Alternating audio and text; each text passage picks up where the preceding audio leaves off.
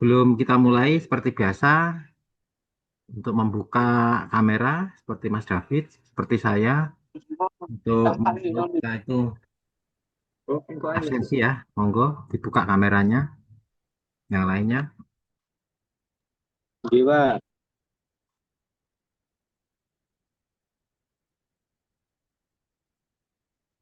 monggo. Oke,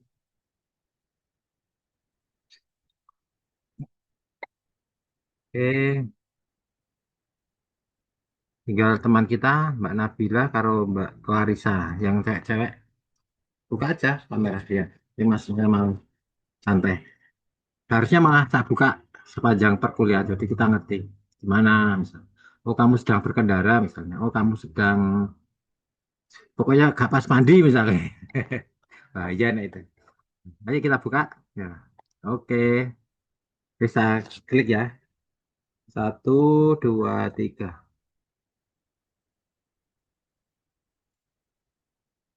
Oke,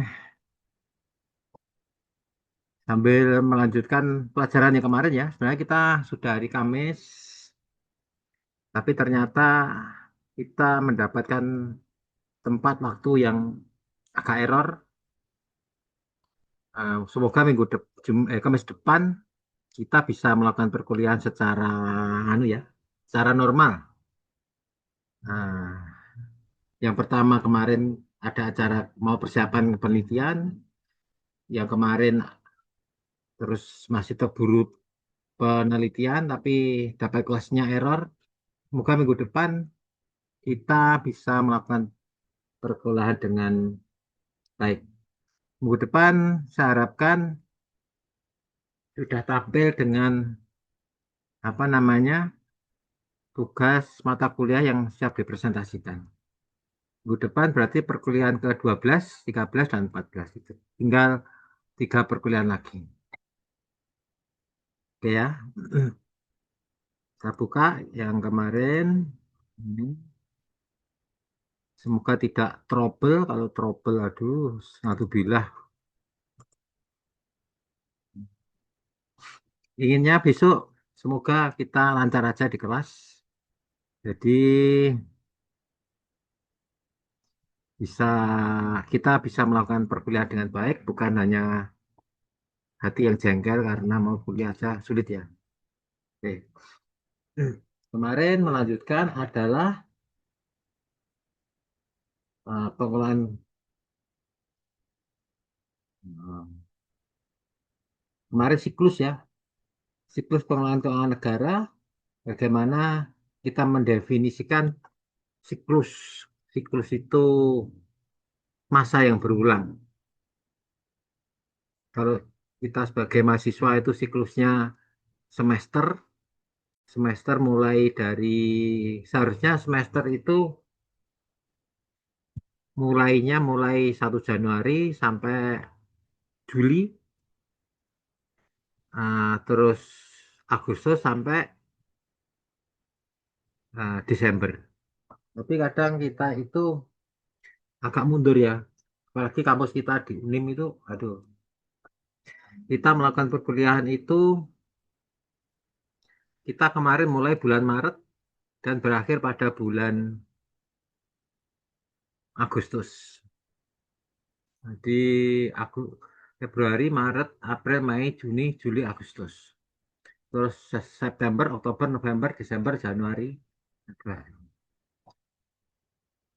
Kita mengingat-ingat bahwa pada saat dulu itu siklusnya, siklus pemerintah sekarang dengan yang terdahulu terutama zamannya Presiden kedua Presiden Soeharto. Kalau sekarang insya Allah siklusnya pengelolaan itu dimulai Januari dan diakhiri Desember dengan di tengah-tengahnya adalah namanya APBNP perubahan itu sekitar bulan apa ya? Bulan ke-6 atau ke-7 Juni Juli. Nah, ini ada APBNP. Beda dengan pada saat terutama Presiden Soeharto itu keuangan itu dimulai bulan April dan diakhiri bulan Maret. hampir bersamaan dengan kita kuliah saat ini. Jadi mungkin ya kita itu kuliah ini juga ada sedikit warisan dari Orde Lama ya. Maksudnya kita itu melakukan perkuliahan seperti di luar negeri, di mana kita mulai bulannya Januari dan diakhiri Desember. Di sini dalam pengelolaan keuangan negara itu, nah seperti yang kemarin saya singgung, bahwa kita melakukan siklus itu terbagi menjadi kurang lebih 5 aktor yang me, apa ya, yang menjalani, yang dilalui. Ditu, dimulai dari fungsi perencanaan atau planning, rencananya apa? Jadi sekitar bulan Desember itu ditarik 2 bulan sebelumnya, kalau nggak salah Oktober. Oktober, November, Desember itu sudah terjadi otot-ototan sama DPR. Jadi perubahan kah atau penambahan planningnya. Dari situlah rencana-rencana dari masyarakat, dari DPR itu di, diarahkan kemana? Siapa yang melaksanakan? Ada yang fungsinya organizing ya. Organizing itu ada yang namanya apa namanya, kita itu legislatif, kita itu legislatif. Nah, tapi ada fungsi yang dijalankan yudikatif. Jadi ada yang dilaksanakan oleh bagian hukum, ada yang dilaksanakan oleh apa, PNS, Pemda, pemerintah, ada yang dilaksanakan oleh bagian penegakan hukum. Siapa yang megang ini anggarannya? Misalnya tahun 2024 kemarin, organizing untuk keamanan dipegang oleh TNI Polri. Nah, organisasinya direncanakan bahwa Pak Presiden Prabowo itu mau mengadakan makan gizi gratis. Siapa yang megang? Ternyata di dalam output pelaksanaan organisasinya itu macam-macam untuk bisa menciptakan makan gizi gratis. Dimulai dari yang keamanan, dimulai dari kokinya siapa, dimulai dari tempatnya siapa, itu sudah harus diorganisir. Nah, misalnya yang ternyata organisasinya misalnya pendidikan Dikbud ya, Dikbud atau Ristekti, terus bagian apa? Ada yang misalnya kalau kamu mungkin diajak dosen-dosenmu ada yang program P2P, P2M, PKL, gitu. Nah, personelnya siapa? Atau kepegawainya siapa? Oh ternyata di bagian misalnya kemarin ada yang BPMD, pemberdayaan masyarakat desa, berarti nanti yang memegang atau eh, personalisasi organisasinya adalah pemerintah di bagian desa. Nah, setelah itu baru lebih dalam lagi staffingnya apa? Oh, yang pegang adalah misalnya bagian desa, bagian apa namanya, bagian programnya desa. Itu ada. Staffingnya siapa? Oh, oleh desa. Oleh staf desa siapa yang memimpin atau leadingnya, leadernya? Nah, misalnya Pak Lurah, akhirnya. Atau kalau dinas perizinan, nah, leadernya siapa? Oh, kepala dinas perizinan misalnya. Setelah itu nanti terjadilah pengawasan atau controlling. Demikian juga kalau kita sebagai mahasiswa itu kan sama. Kalau kamu melakukan rencana KRS-an itu, jadi jangan sampai kalau walaupun UNIM itu misalnya adalah langsung dibuat per paket ya. Tapi jangan sampai ketika kamu merencanakan, tetap merencanakan ya, itu ada mata kuliah yang harusnya kamu ambil, keliru nggak dicentang atau dikeluarkan. Akhirnya kamu nanti yang akan rugi sendiri. Direncanakan. Oh, yang waktunya sudah PKM selesai, selesai. Yang waktunya skripsi nanti ya direncanakan. Skripsi setahun harus mari. Berdoa dapat dosen yang nggak killer misalnya. Direncanakan. Ternyata kok dapat dosen yang sangat killer, kamu jangan malah tuh apa namanya, misalnya malah gak semangat. Harus smart. Tiap hari bagaimana dosen yang killer itu misalnya harus kamu datangi, kamu ajak WA, terus gimana ada pendapatnya. Kan ada juga kakak kelasmu yang seharusnya setahun atau setengah tahun kemudian lulus, ada yang sampai 2 tahun belum lulus. Ya, itu nanti kesalahan orang tuanya. Kalau yang biasa, terutama biasanya orang tuanya yang membiayai 2 semester bayar hanya untuk skripsi ya. Wah, makanya harus di planning dan di realisasi. Siapa saja nanti organisasinya, bagian skripsi, bagian penelitian.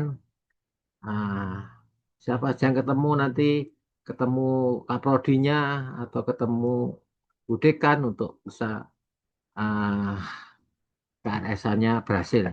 Dan ketemu kepegawaiannya atau staffingnya, dosen siapa saja nanti yang perlu ditemui, misalnya pembimbing skripsi siapa saja, dan ada pengarah-pengarahnya apa. Di dalam itu nanti ada seminar proposal dan lain sebagainya. Nah, disebut dengan leading kepemimpinan siapa ya tadi ya. Misalnya, oh ini urusannya Kaprodi dan ini dosen-dosen yang membimbing terus diawasi.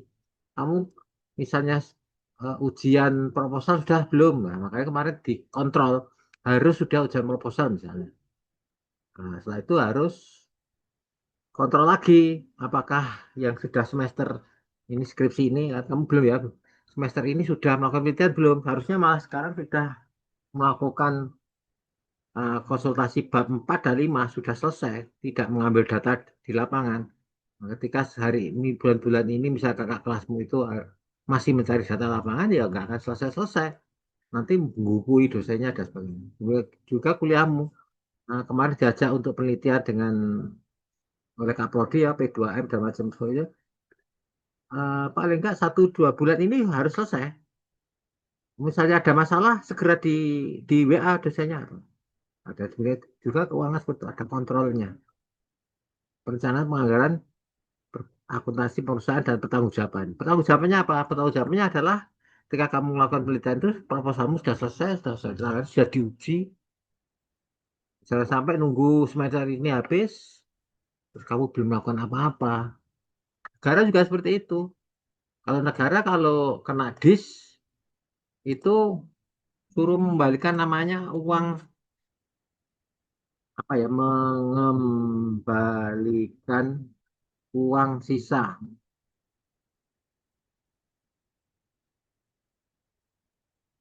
uang sisa pembangunan pembangunan namanya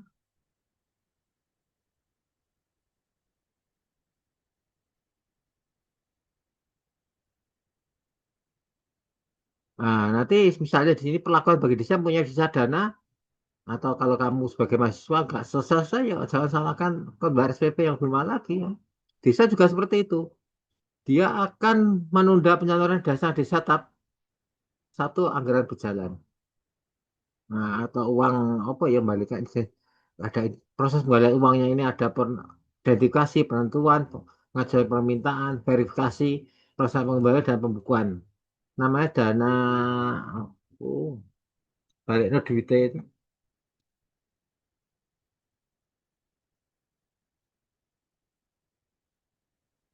Nah, itu nah, kalau nggak selesai suatu proyek ya bahkan bisa didenda. Jadi demikian juga siklus keuangan negara ini kita cari namanya dana apa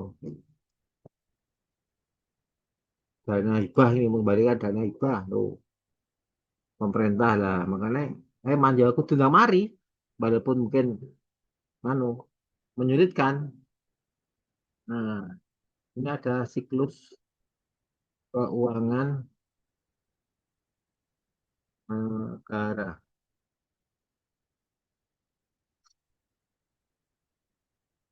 ini ada siklus APBN.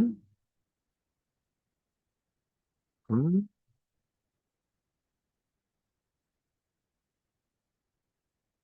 Bisa dibuka yang lainnya ya ini nggak bisa dibuka sayang sekali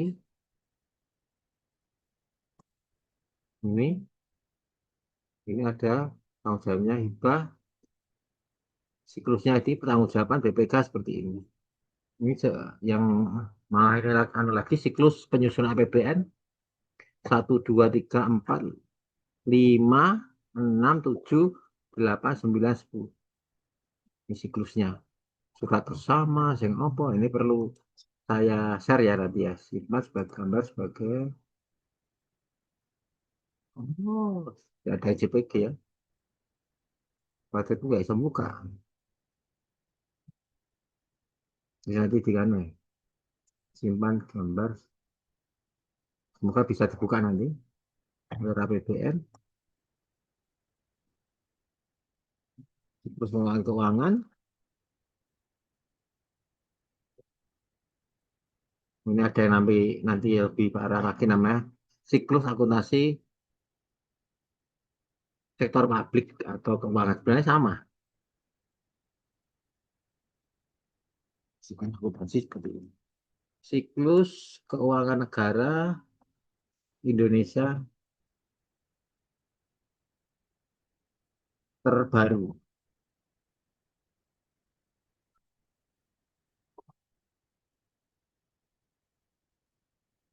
Kalau ini perencanaan siklus pengelolaan keuangan barang-barang. Baru kemarin kan keuangannya ya. Terus ini siklusnya seperti ini. Nah, penetapan, pemindahan tanganan, pemeliharaan, pengamanan. Itu ada siklusnya. Terus kudu siap-siap. Habis ini kita habis UTS kemarin kita memasuki untuk di sana kalau kamu kan sudah semester 6. Nah, sudah waktunya kita melakukan presentasi. Saat presentasi UAS. Wes, apa? Jadi harus siap yang lainnya. Dosen yang lainnya nggak tahu. Kalau Pak Dia seperti itu, justru malah enak. Yang penting kamu kemarin menjalankannya lah ini. Siklus Keuangan Negara Indonesia. Undang-Undang Nomor 15 Tahun 2024. Undang-Undang Nomor 1 Tahun 2004. Undang-Undang Nomor 32 Tahun 2004. Undang-Undang 33 2004. Ini Bappenas, Depko, DJA, DPC, BPK. Oke ya, macam-macam. Kok bingung Pak? Jangan bingung. Ini kalau kita masih mahasiswa ya mungkin bingung. Tapi nak kalau sudah kamu masuk masuk jadi pemerintah, bagian legislatif ya, eksekutif ya, kamu akan seperti ini biasa. Kayak makanan kamu sebagai mahasiswa gitu ya, wis wis biasa nak nyimpen buka menjabarkan ke SIMA seperti itu masuk konsultasi dengan dosen wali di sini semuanya ada. Tapi paling enggak gambarnya seperti ini. Tidak untuk kamu ingat, tapi ngerti. Oh, ini siklusnya.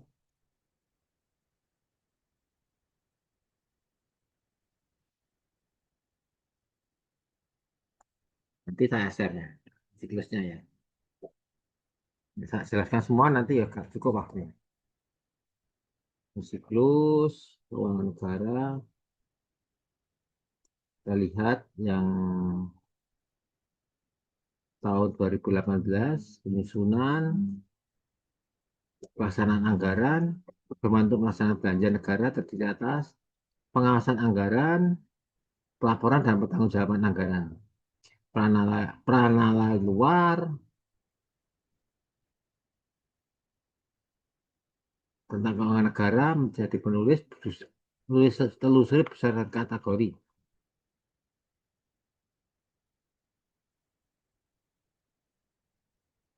Di portal website ini keuangan negara ID kita bisa ngerti. Nah, ini berita tentang keuangan negara, ada TR hingga jika 13 kapan Indonesia perlu lebih gencar tarik investasi asing. Ini sebelum Mendagri terkait perpanjangan PPKM, Menaker Dewasa tanggapi soal damainya Indomaret dengan Serikat Pekerja 2021. Loh, ternyata belum ada yang baru ya.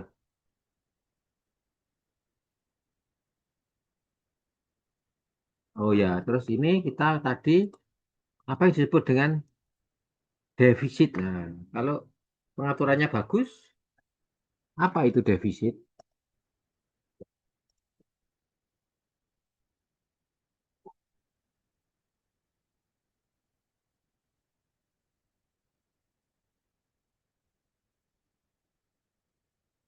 Defisit negara adalah kondisi di mana pengeluaran pemerintah melebihi pendapatan negara. Seperti kamu, nah, kamu jajan mulai akeh, kan ada tuh, kalau mahasiswa itu sukanya, kalau dulu temannya Padian itu mahasiswa nih malam itu suka dolen dugem.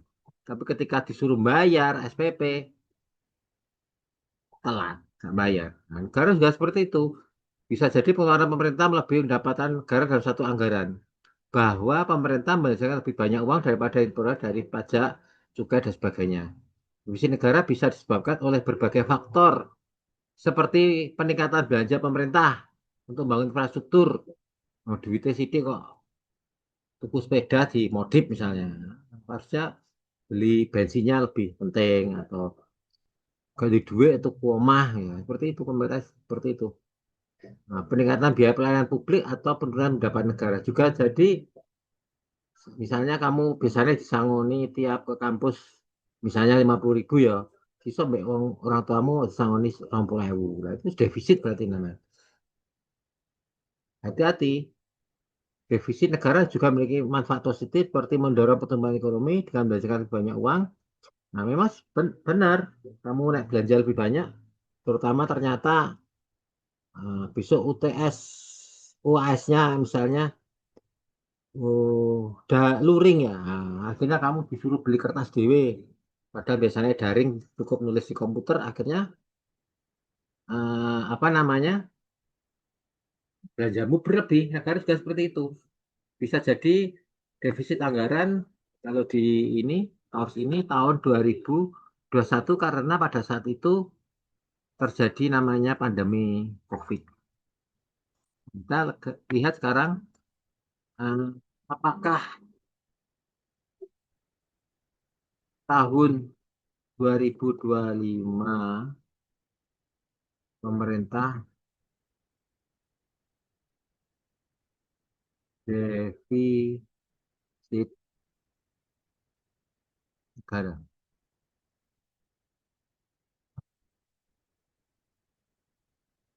Ya, pada 2025 pemerintah merancang defisit anggaran sebesar, jadi malah dirancang.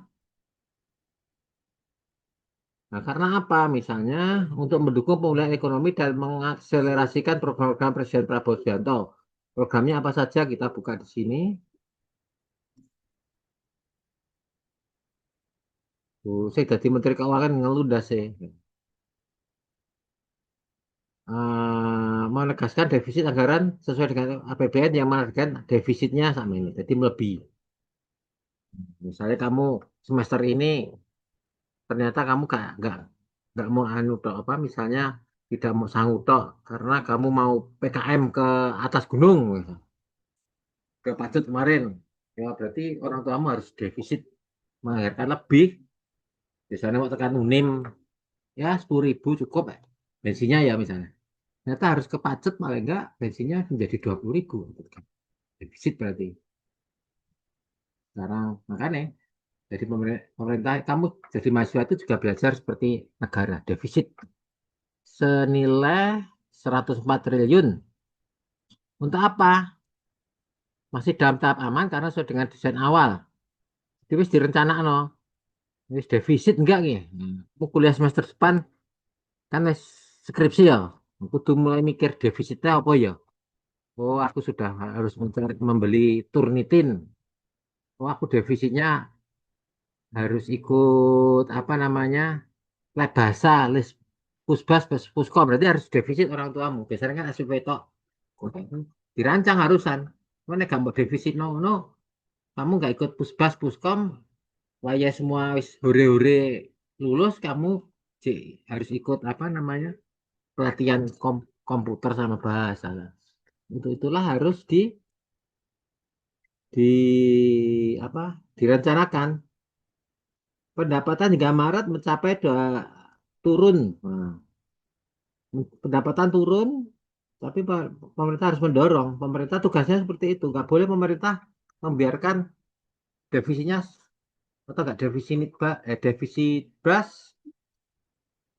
Nanti kayak Orde Baru akhirnya terjadi reformasi. Murah-murah harga melambung gak karu-karuan. Itu sangat membahayakan ya. Kak, defisit terus kudu dipikir no. Semester depan kamu harus defisit juga. Nggak perlu defisitnya semester ini karena harus ikut pusbas, puskom, dan lain sebagainya. Nah, kalau Pak Prabowo defisit karena untuk makan gizi gratis. Makan gizi gratis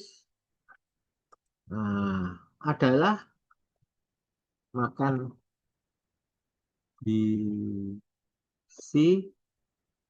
gratis, ah, kegiatan kegiatan apa namanya? Ah, kegiatan tim apa saja katanya. Jadi kamu dimasak, digoreng, disambel kayak isu ini deh. Berbagai tim peran yang berbeda. Ini kan tim pertama Badan Tim Nasional BGN bertanggung jawab atas perencanaan dan pelaksanaan MBG. Sementara tim pendamping keluarga TPK BPN memberikan dukungan dalam pelaksanaan MBG di tingkat keluarga, memastikan penyaluran MBG tepat sasaran. Selain itu, peranan pemerintah gizi adalah dapur umum yang produksi makanan. Nah, jadi ada tiga dapur umum, ada yang merancang, ada yang bertanggung jawab, ada yang merancang. Nah, tim MBG, tim TPK, tim SPPG, tim akselerasi, tim lainnya itu ada satu, dua, tiga, empat, lima. Itu yang formalnya. Tapi ada juga yang terlibat seperti petani, nelayan, masuk bahan pangan. Jadi kerjaan tim. Keuangan negara juga harus seperti itu lah. Ini MBG seperti itu. Jadi eh, apa namanya? Negara seperti itu nanti ya bisa terjadi korupsi itu ya. Jadi ternyata per Maret itu dan sudah dirancang APBN-nya harus defisit. Bagaimana prospeknya? Karena belum diterima semua, tapi dihasilkan diharapkan nanti terpenuhi membayar pajak. Pajaknya ya semua orang akhirnya. Ini anggaran belanja negara 2025.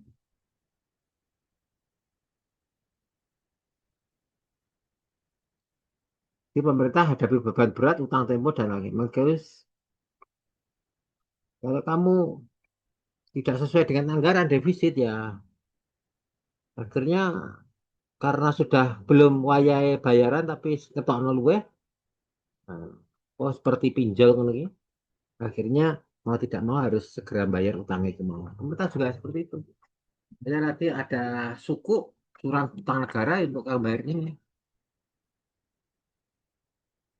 Ap- eh, apa lawan katanya defisit?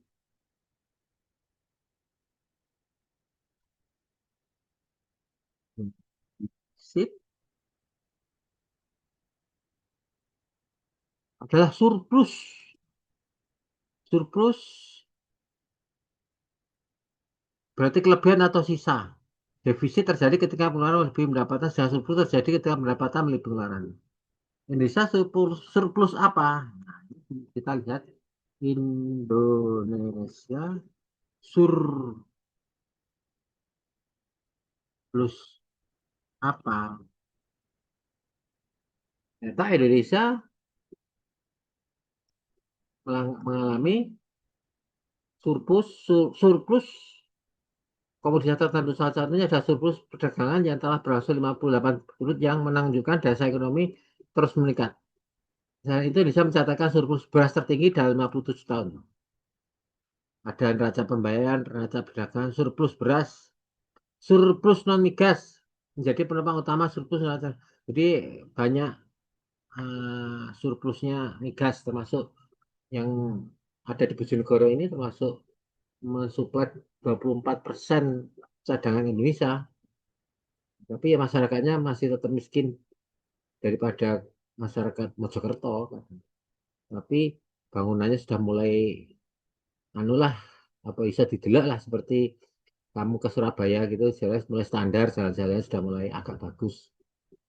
Nah, ada juga negara lain yang juga surplus, misalnya Amerika, India, dan Filipina. Penyebab surplus Karena didorong oleh beberapa faktor, di antaranya ekspor komoditas unggulan, daya saing industri, surplus non migas, dan lain-lain. Jadi, nek Cina bisa berani melawan Amerika karena Cina itu banyak yang surplus. Kita lihat Cina itu surplus apa aja.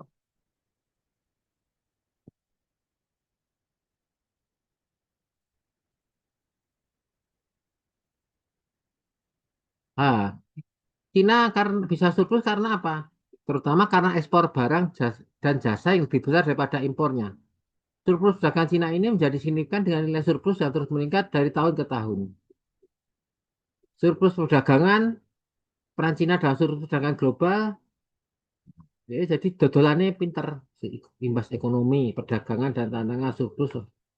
Nah, Cina merupakan negara dengan surplus perdagangan barang dan jasa terbesar global mulai tahun 2023. Cina merupakan negara dengan surplus di skala global. Surplus ini berasal dari sisi nilai ekspor lebih besar daripada nilai impornya. Kamu, bahkan Pak Dian ini ada yang mouse-nya dari Cina misalnya.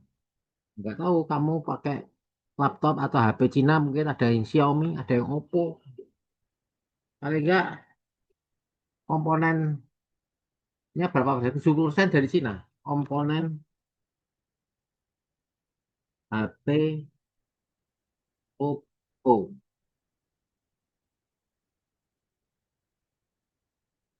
Nah, komponen Oppo mulai berbagai yang dibutuhkan jaringan seperangkat.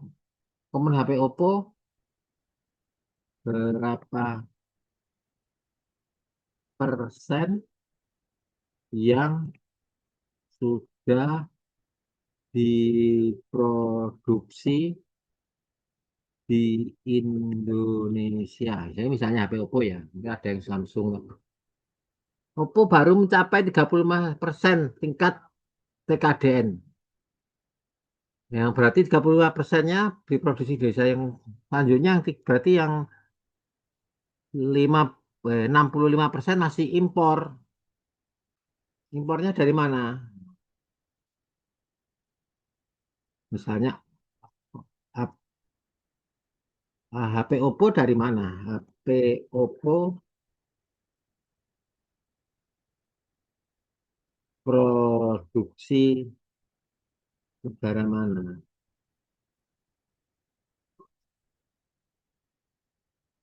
Oppo ternyata produksi dari Donjuan Cina. Nah, termasuk kamu yang dari Cina surplus. Nah, ini mesti mana? Tiongkok. Alah. Nah, ada yang HP-nya Oppo atau Vivo atau Xiaomi? HP produksi Indonesia, produksi Indonesia. Alah, bisa gak metu. Kamu pernah lihat ada HP Evercross, ada Mito, gimana? Advent. Nah, Advent nih, laptop Pak Denny mereknya Advent. Nah, ini Indonesia dong. Yang lainnya nggak tahu. Apa jenenge Lenovo, Cina meneh. Polytron, Zirek, Imo, Axio, Andromax, SPC yang masih bertahan itu Advent. Advent laptopnya bagus, lumayan. Ini produksinya sudah, yang lainnya sudah nggak kedengaran. Polytron itu sepeda motor, ada Axio, yang lainnya sudah almarhum.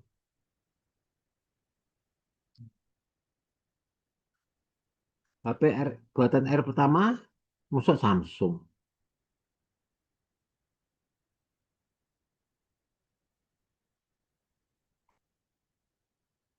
Samsung ya nggak ini tetap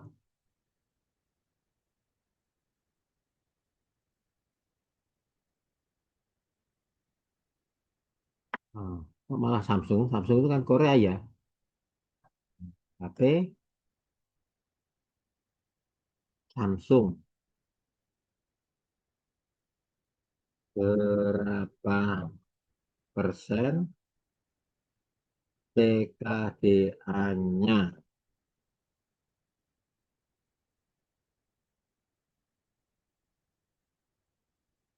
tingkat komponen dalam negeri yang melebihi standar minimum yang ditetapkan pemerintah.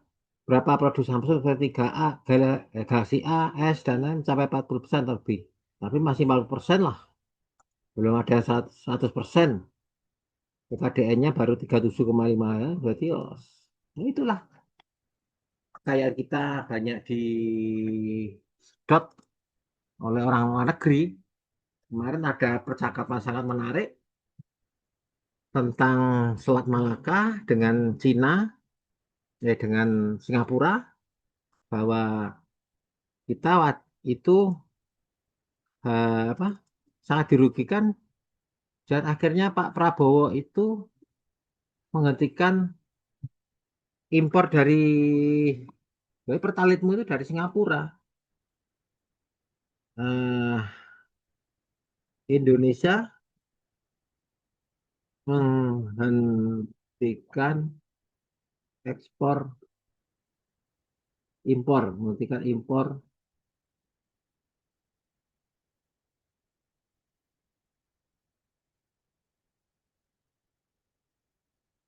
dari Singapura. Karena kita dari Pak Prabowo mau kemandirian energi. Ya ini kita dinyek, dinyek sama Singapura negara cilik. Nah, tapi negara Singapura itu dekengan ya, dekengan nek Indonesia kan di sana dekengan pusat lah yang terkenal. Kayaknya ki Singapura dekengannya Amerika. Ini dinyek nek nembak Singapura Indonesia pe dibom utawa ketika Presiden Soeharto dulu F-16-nya gak oleh tuku onderdil sehingga gak bisa terbang. Itu makanya kita harus berdaulat, kita kudu pinter. Nah, jangan ibaratnya kalau ada di YouTube itu kalau pelajar kita itu asik sih joget-joget, main Roblox, main Free Fire, tapi orang pelajar Cina sana sudah bingung menciptakan robotik. Itu memang benar. Dan mungkin sekarang sekarang saja kita lihat toh, kita menang bal-balan musuh Cina, tapi pemain yang bukan naturalisasi kita, yang asli, ya dari 11 itu misalnya, itu paling hanya 3 atau 4 yang lainnya impor. Cuman yang ngono nek gak kita sendiri yang anu, yang tenanan lah.